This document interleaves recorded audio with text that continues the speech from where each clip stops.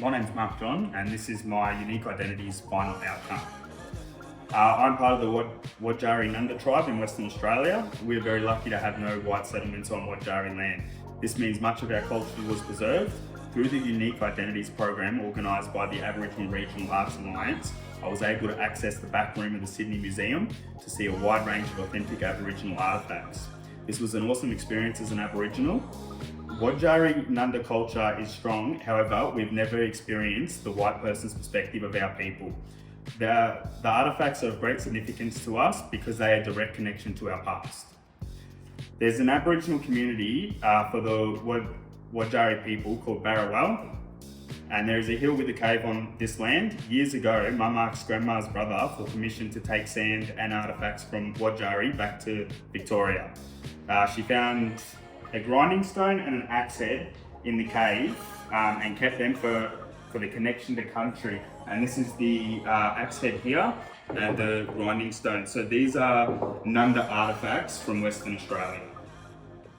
When I attended the museum, I didn't think I'd ever seen artefacts, and I was excited to see if they had artefacts from my area, which they did, which is the Murchison Gascoyne area of Western Australia.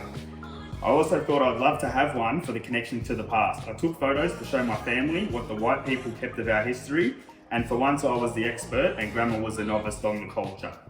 Grandma eventually said to me, "We have some of them in the laundry," and I instantly called her out. Because if Grandma had one, I wanted it, and there was no way she could say no to her eldest grandson. Sure enough, in the laundry, there was the grinding stone and the axe head that Mum had brought back, which we had carried around in the family for years for the novelty of it, and had never realised the historical significance. I instantly felt proud of my people as I had a connection. I didn't have to pay for it. Grandma lives in a small community called Kiwa of about 500 people. In a conversation at the pub, Grandma shared this story to a white man who informed her that he had Wadjari artefacts and had been holding on to them for years. He made the decision to reconciliate and wanted to give them back. Unsure of how to give them back, he gave them to Grandma, who gave them to a traditional Wadjari man. I have consent from a direct descendant of the Wadjari tribal leader to use this pattern that was on the shield in the museum, and I will create an artwork with this pattern to represent this story and gift the artwork to the local museum in Albury to share this story. Hi, I'm Emma from Albury Library Museum. I'm the museum coordinator there, and it's been absolutely wonderful talking to Martyn and learning more about this project.